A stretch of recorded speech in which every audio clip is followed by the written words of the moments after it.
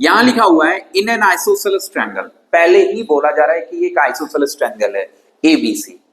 ठीक है, अब देखो आइसोसेलेस अगर कहीं पे दिया हो तो क्या आना चाहिए मन में कि उसकी दो साइड दो एंगल्स इक्वल होंगे, यानी ये और ये इक्वल और ये एंगल और ये एंगल इक्वल। ध्यान से देखना, अब A B equal to A C, A B equal to A C ये गिवन है, ए बी इक्वल टू क्या है ए सी है। ओके ठीक है, ये हमें ऑलरेडी पता था।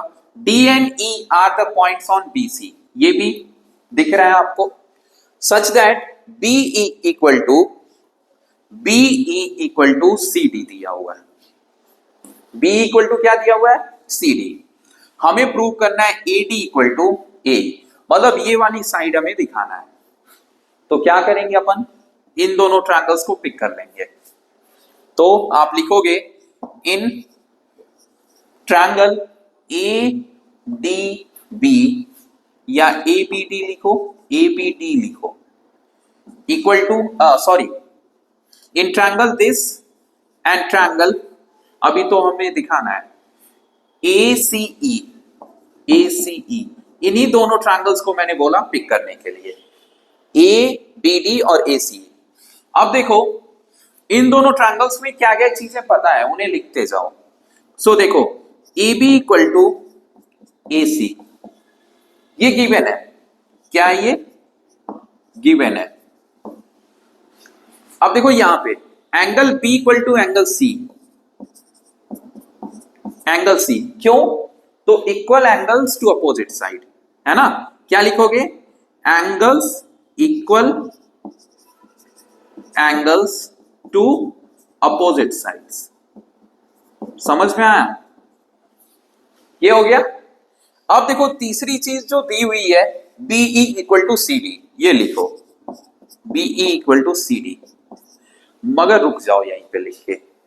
तो क्यों, थोड़ा सा ज्ञान देते हैं, इसकी जरूरत पड़ने वाली है। B equal to C D दिया तो है, लेकिन इस इंफॉर्मेशन का इस ट्रायंगल में कोई यूज नहीं है ना। तो कैसे यूज होगा, तो देखो बीई में से डीई अगर माइनस कर दूं, क्या माइनस कर दूं डीई है ना, माइनस कर दूं तो मुझे बीडी मिल जाएगा, तब मेरे यूज का है। तो मैं माइनस करूंगा इधर डीई। अब मैथ्स में ऐसा थोड़ी होता है कोई एक चीज इधर करे दूसरा चीज इधर ना करे, सेम चीज करनी होती है दोनों तरफ। तो इधर भी माइनस कर दो डीई, इधर भी माइनस करो आप डीई।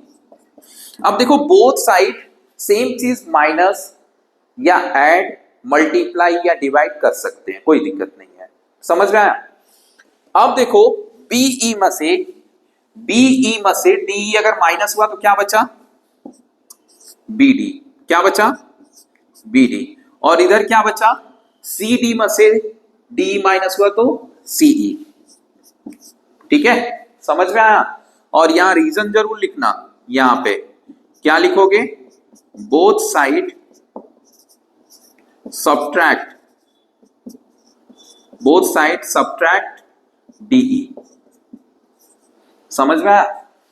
अब देखो यहां पे बी डी मैंने डी डी लिख दिया, B D equal to C D.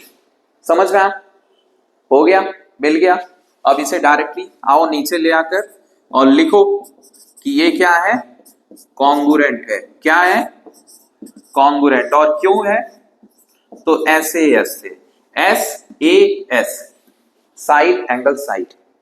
अब देखो जो चीज दिखानी है AD equal to A, AD equal to A दिख रहा है आपको, एडी इक्वल टू ए, तो लिखो बाई सीपीसीटी।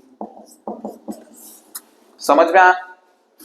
अब देखो कई बार ऐसा होता है कि यहां पे साइड ना दे करके, क्या ना दे करके, यहां ये साइड ना दे करके ये एंगल दे दी है कि angle B equal to angle C है, तो क्या करना है, कोई फर्क नहीं पड़ता।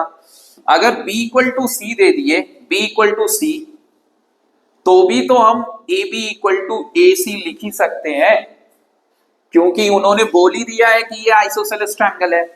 तो अब हम छोड़ेंगे ही नहीं, उन सारे चीजों का यूज करेंगे जो एक आइसोसेलेस ट्रायंगल से मिलता है हमें। तो आइसोसेलेस ट्रायंगल से क्या मिलता है, दो साइड और दो एंगल्स इक्वल मिलते हैं। समझ में आया? तो उनके बेसिस पे इस क्वेश्चंस को हम चाहे ऐसे दे चाहे साइड लिखे, कोई फर्क नहीं पड़ता। ये दोनों इंफॉर्मेशंस हमेशा ही लिखी जाएंगी कॉन्ग्रुएंसी प्रूव करते समय। कॉन्ग्रुएंसी जब भी बताएंगे ये दोनों इंफॉर्मेशन लिखेंगे ही लिखेंगे। समझ में आया? समझ में आया? ठीक है, ठीक है।